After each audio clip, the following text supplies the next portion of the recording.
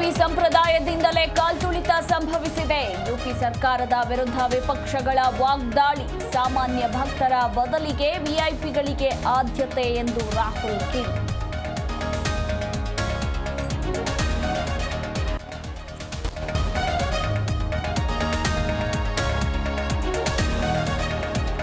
ಉತ್ತರ ಪ್ರದೇಶದ ಪ್ರಯಾಗ್ರಾಜ್ನಲ್ಲಿ ಕಾಲ್ತುಳಿತ ಪ್ರಕರಣ.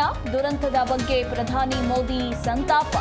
ಎಲ್ಲ ಗಾಯಾಳುಗಳು ಶೀಘ್ರ ಗುಣಮುಖರಾಗಲಿ ಅಂತ ಟ್ವೀಟ್.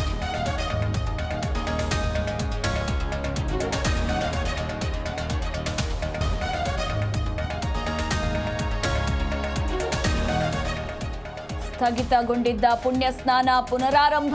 ವದಂತಿಗಳಿಗೆ ಕಿವಿಗೊಡಬೇಡಿ ಎಂದು ಸಿಎಂ ಯೋಗಿ ಮನವಿ. ಭಕ್ತರಿಗೆ ತೊಂದರೆ ಆಗದಂತೆ ನೋಡಿಕೊಳ್ಳುವಂತೆ ಅಧಿಕಾರಿಗಳಿಗೆ ಸೂಚನೆ.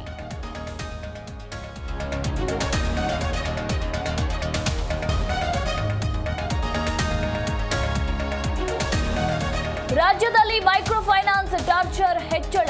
ಹೋಮ್ ಮಿನಿಸ್ಟರ್ ಪರಮೇಶ್ವರ್ ನೇತೃತ್ವದಲ್ಲಿ ಮೀಟಿಂಗ್. ಹೊಸ ಬಿಲ್ ವಿಚಾರವಾಗಿ ಮಹತ್ವದ ಚರ್ಚೆ.